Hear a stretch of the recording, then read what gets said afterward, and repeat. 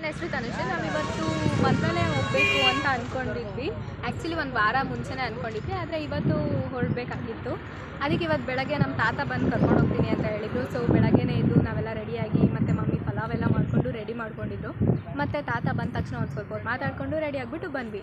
ಇವಾಗ ನಾವು 5:30 ಹಂಗೆಲ್ಲ ಹೊಟ್ಟೆ ಹಸಿತಿತ್ತು. ಅದಕ್ಕೆ ನಾವು ಒಂದು ಹೈದ್ರಾಬಾದ್ ರೋಡಲ್ಲಿ ಒಂದು ಹೋಟೆಲ್ ಕಾಣಿಸ್ತು. ಆ ಹೋಟೆಲ್ ಹತ್ರ ನಿಲ್ಲಿಸಿದ್ವಿ.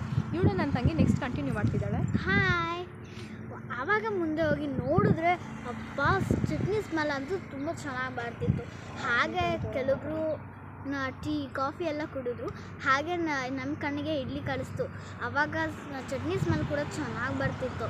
ಸೊ ಇದಕ್ಕೆ ಮ್ಯಾಚ್ ಆಗುತ್ತೆ ಅಂದ್ಬಿಟ್ಟು ಇಡ್ಲಿ ಚಟ್ನಿ ತೊಗೊಂಡ್ವಿ. ಹಂಗಾದಂಗೆ ಚಟ್ನಿ ಅಂತೂ ತುಂಬ ಚೆನ್ನಾಗಿತ್ತು. ಸೊ ನೆಕ್ಸ್ಟ್ ನಮ್ಮ ಅಕ್ಕ ಕಂಟಿನ್ಯೂ ಮಾಡ್ತಾರೆ.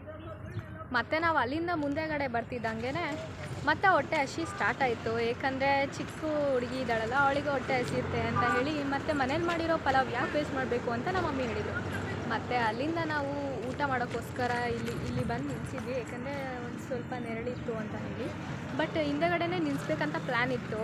ಬಟ್ ನೀವು ಹಿಂದೆಗಡೆ ಬೇಡ, ರೋಡ್ ಇದೆ ಅಂತ ಹೇಳಿ ಇಲ್ಲಿ ಬಂದು ನಿಲ್ಲಿಸಿದ್ರು. ಮತ್ತು ಇಲ್ಲಿ ಬಂದು ನಿಲ್ಲಿಸಿದ್ಮೇಲೆ ನಾವೆಲ್ಲ ಪಲಾವ್ ತಿಂದ್ವಿ. ಅದ್ರ ಜೊತೆ ನಮ್ಮ ಮಮ್ಮಿ ಚಟ್ನಿ ಪುಡಿ ಮಾಡ್ಕೊಂಡು ಬಂದಿದ್ರು, ಜೊತೆಗೆ ಚಪಾತಿ ಕೂಡ ಮಾಡಿದ್ರು. ಅದನ್ನೆಲ್ಲ ತಿನ್ಕೊಳ್ತಾ ಬಂದ್ವಿ. ಮತ್ತು ಇಲ್ಲಿ ಬಂದು ಒಂದು ಸ್ವಲ್ಪ ಹೊತ್ತು ಮಾತಾಡ್ಕೊಳ್ತಾ ಅವೆಲ್ಲ ಹೇಳಿದ್ರು ವೀಡಿಯೋ ಮಾಡ್ಕೊಳ್ಳಿ ಒಂದು ಅಂತ. ಅದಕ್ಕೆ ವೀಡಿಯೋ ಮಾಡೋಕ್ಕೋಸ್ಕರ ಬಂದಿದ್ವಿ. ನೋಡಿ, ಇವರು ನಮ್ಮ ಅಜ್ಜಿ, ಇವರು ನಮ್ಮ ಮಮ್ಮಿ, ಅವರು ನಮ್ಮ ತಾತ. ಇವಳು ಮಿರ್ಚಿ ಅಂತ ತುಂಬ ಘಾಟಿಯಾಗಿ ಮಾತಾಡ್ತಾಳೆ. ಅದಕ್ಕೋಸ್ಕರ ಖಾರ ಸ್ವಲ್ಪ ಜಾಸ್ತಿ ಹುಡುಗಿಗೆ. ಮಾತಾಡು.